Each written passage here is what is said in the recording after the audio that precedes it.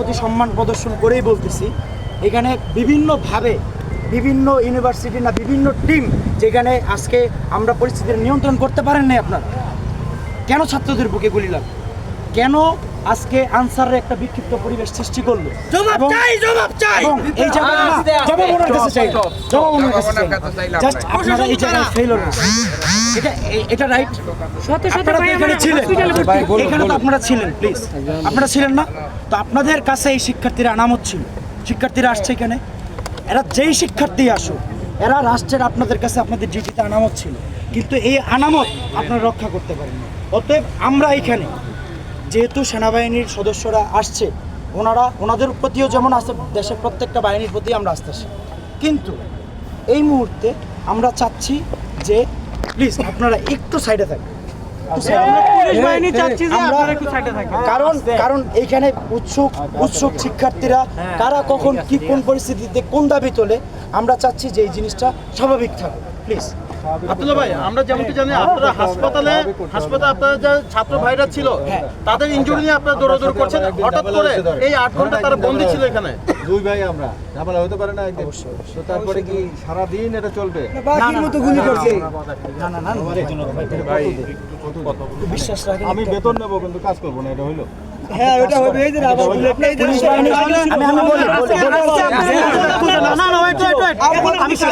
সাংবাদিক, আপনারা যদি ব্যর্থতার যে প্রশ্নটা আসছে তার আজকে কেন ব্যর্থ হবেন?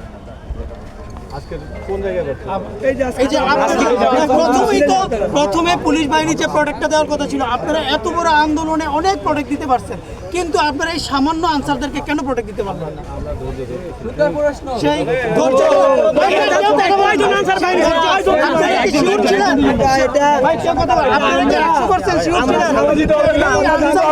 ভিতরে শুধু আনসারই ছিল নাকি আনসারের অন্য কেউ ছিল? নাম্বার 1। নাম্বার 2 ছিল যে পুলিশ সর্বত্র যখনই চায়, আমরা আন্দোলনের সময় আমরা দেখেছি যে আপনারা দমন নিপীড়ন কেমনভাবে করতে পারেন, এটা বাংলাদেশের জনগণ দেখেছে। সেই জায়গাটা থেকে আপনারা সামান্য কয়েকজন আনসারকে কেন দমন করতে পারলেন না? তাহলে আপনাদের ভিতরে একাত্মতা এখনো তৈরি হয় নাই? এটা কি বলতে পারি আপনাদের পুলিশের ভিতরে এখনো একাত্মতা তৈরি হয় নাই? মামলা নিতে থানায় গেলে মামলা না হচ্ছে না, ওগুলো তো যাবো না, আজকের এই কেন্দ্রিক কথাই বলি। তাহলে এখন আপনারা এখানে যারা আসছেন আপনারা তো রাষ্ট্রীয় কার্যে আসছেন, সেই কার পুনে আসছেন? না, এখন হাতে হাত মিলাইতে আমরা আস্থাশীল না। আপনারা তো সেই পুলিশ আমার বুকে গুলি মারছে, আমার বুকে গুলি করছে। আমরা আজকের জন্য বলি, আমরা আজকের জন্য চাচ্ছি যে পুলিশও আমাদের বন্ধু, সেনাবাহিনীও আমাদের বন্ধু, সবাই আমাদের রাষ্ট্রীয়।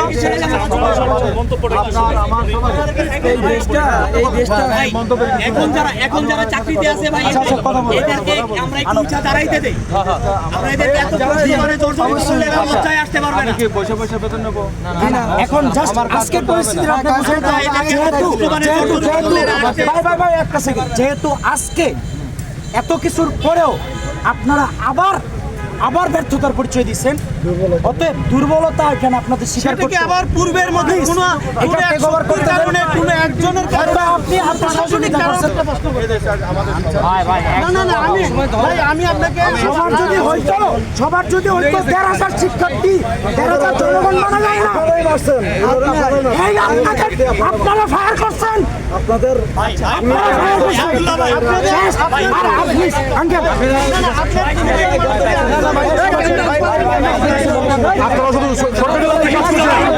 এদেরকে এত প্রশ্ন মানে জর্জরিত করেন না ভাই, এদেরকে জর্জরিত করেন না।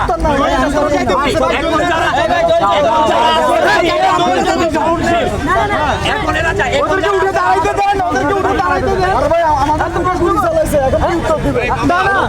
যারা গুলি চালাচ্ছে তারা নাই, একটু উঠে দাঁড়াইতে দেন, একটু সময় দেন।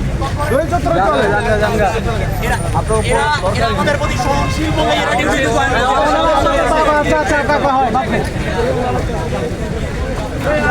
ছাত্রদের নিয়ে জানি না জিনিসটা, বুঝতেছি না।